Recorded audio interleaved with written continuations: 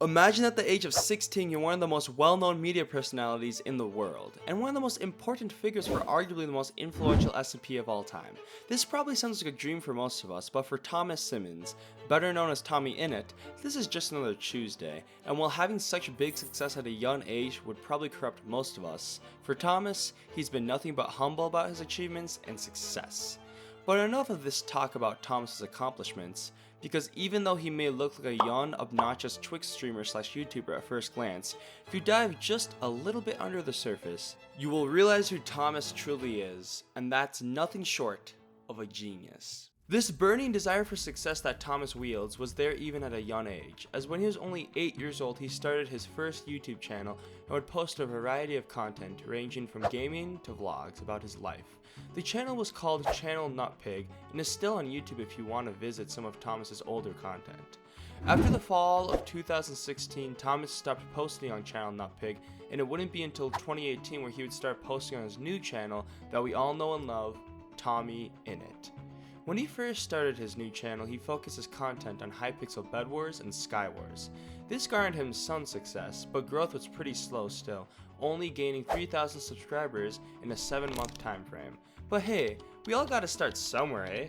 Finally, in the August of 2019, or almost an entire year after he started uploading to his channel, success would finally come for Thomas. And this channel blew up, which led him to hit 100,000 subscribers only 4 months later. Now you're probably expecting me to say something like, Thomas drastically switched up his content or something along those lines, but the truth is, he didn't really change much other than making his titles more mysterious and producing his thumbnails in a more professional manner.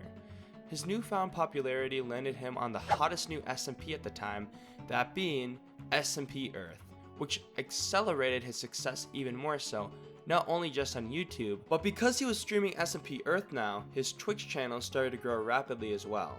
Thomas was making it into the big leagues now, but he still had a ways to go. If only there was like this new survival multiplayer world that he could make his mark on, and I don't know, maybe even form his own revolutionary government or something like that. Oh wait, that actually happened, and this part of Thomas's career is where his true brilliance starts to shine. Right from the get-go, Thomas changed the whole trajectory of the Dream SMP, from a chill Minecraft world you could stream and play on with your friends, into a war-torn anarchy-like server where it seemed like any rules made were broken shortly after. If you didn't know, the Dream SMP is the biggest SMP of all time, but it didn't happen overnight. Thomas introduced something into the SMP that made it so popular, that being lore. And I won't lie, a lot of what he did at first was just unscripted shenanigans, but it did start a history for the world and would eventually lead to the mostly scripted storyline that championed the history of the SMP. Even though a lot of Thomas's behavior was natural and just him messing around, he still knew what he was doing. And in fact, if you don't believe me, watch this clip of him talking about the Dream SMP from the Colin and Samir podcast. So it was just very suddenly like chaotic. Different, but yeah, chaos. Yeah, totally. It's much funnier than That sounds like a lot more fun to watch, though. Yeah, that's sort of when the SMP started. Got it. Yeah. It's pretty clear that he was fully self-aware on how chaos could affect the viewership and engagement of the SMP. And after combining his chaos with Wilbur Suit's story writing ability, you had one of the most interesting story arcs compared to most content out there. Thomas also diversified his content as much as possible to attract every type of audience out there. For example, he would stream on Twitch, upload those streams to one of his YouTube channels, take clips of the stream and upload to his other channel. He would then post Minecraft content on his main channel and every non-Minecraft gaming he did to his secondary channel. And to top it all off, he has his vlogging channel that he posts on to keep people up to date with his own personal life. There are so many different types of content coming from one single creator, so it should come as no surprise he has 4 YouTube channels with over 1 million subscribers. And I don't know about you, but that's crazy to me. He realized the potential in reaching new audiences, or in some cases the same audience over and over again with different platforms. So as you can see, Thomas is surely a smart chap. But even with all of his success, I believe the most genius thing about Thomas is how, even being one of the most accomplished for his age, he still holds a great sense of humility and follows his passions rather than chasing money. What I mean by this is he has focused much more of his attention towards his vlogging channel recently for the sole purpose that he's a huge fan of cinema and likes to express himself in said way. He could easily make twice the views if he just did Minecraft, but the adventure of film and doing something never done before far outweighs the 1,000, 10,000, or even 100,000 more he could have made by doing content that appeals to the algorithm. Thomas is a genius in many ways, from the lore he brought to the Dream SMP to his YouTube strategy that landed him 4 channels with over 1 million subscribers.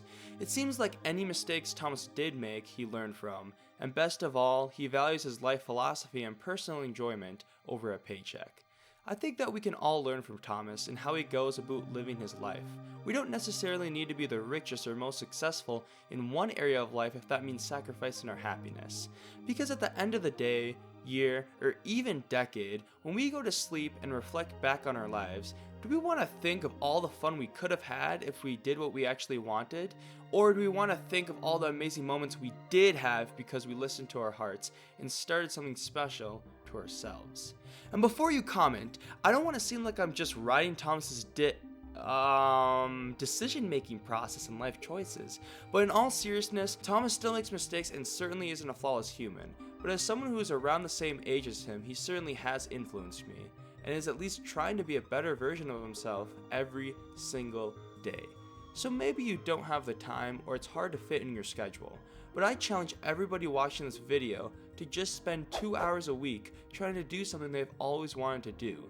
And in the end, if you have found no success in it even after trying your very, very best, you can rest easy knowing you gave it your all. In my opinion, that's one heck of a story in itself.